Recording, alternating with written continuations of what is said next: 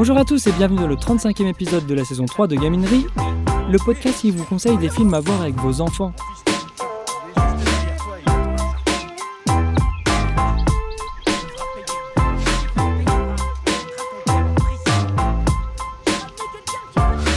Aujourd'hui, on s'attaque à un sujet particulier, à une figure qui a traversé les siècles et a inspiré d'innombrables artistes, celle de Jésus de Nazareth. On va parler de La Lumière du Monde, un film qui fait le pari de raconter à nouveau la vie de Jésus pour les enfants, mais cette fois à travers le prisme d'une animation traditionnelle avec de gros moyens. Alors, est-ce qu'un dessin animé peut encore nous surprendre sur un sujet aussi universel, ou se contente-t-il de repasser dans des sentiers déjà bien balisés ?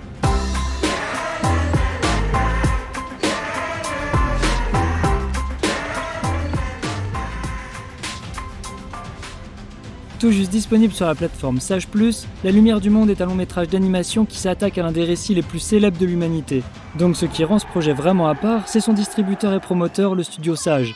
Pour ceux qui ne connaissent pas, Sage est un studio spécialisé dans la diffusion de films d'inspiration chrétienne et de contenu dit foi et famille. C'est un positionnement clair qui vise un public en quête de valeurs et de spiritualité, mais qui pose aussi le défi de plaire au-delà du cercle des convaincus.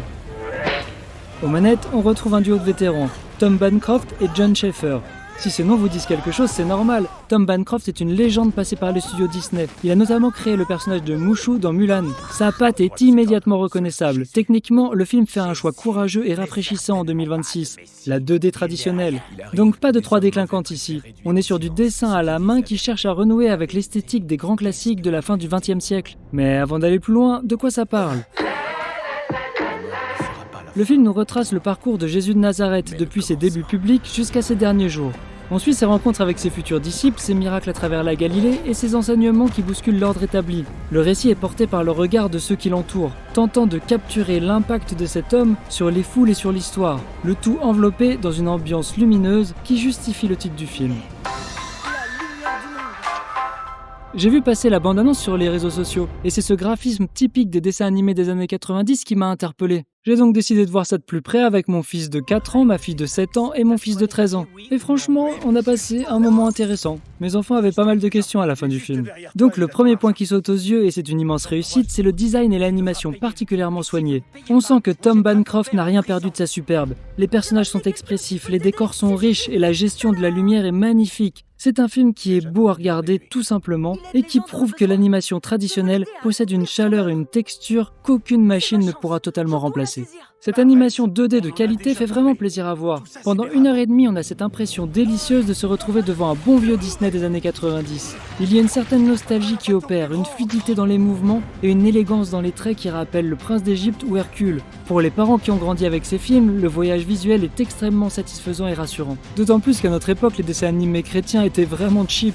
Cependant, là où le film déçoit, c'est sur son scénario que je trouve assez paresseux. On sent que les auteurs ont eu peur de s'écarter du texte original ou de proposer une lecture plus cinématographique. Résultat, l'histoire manque de tension dramatique et de structure. On ne sent pas de véritable montée en puissance ou d'arc narratif construit qui nous tiendrait en haleine du début à la fin.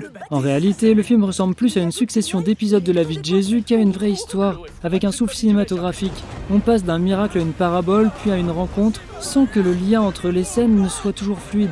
C'est un peu le syndrome du catéchisme illustré. C'est très fidèle certes, mais cela manque de cette étincelle de fiction qui transformerait le récit biblique en une véritable épopée capable de captiver ceux qui ne connaîtraient pas déjà par cœur chaque étape de la vie du Christ. En résumé, La Lumière du Monde est un film visuellement splendide qui rend un bel hommage à l'animation classique. C'est une œuvre sincère qui ravira sans aucun doute son public cible, grâce au travail de Sage et au talent de Bancroft. Mais pour le spectateur qui attendait une aventure épique et émouvante plus structurée, le film pourra paraître un peu trop scolaire. Un beau livre d'images donc, mais qui manque peut-être d'un peu de cinéma dans son écriture.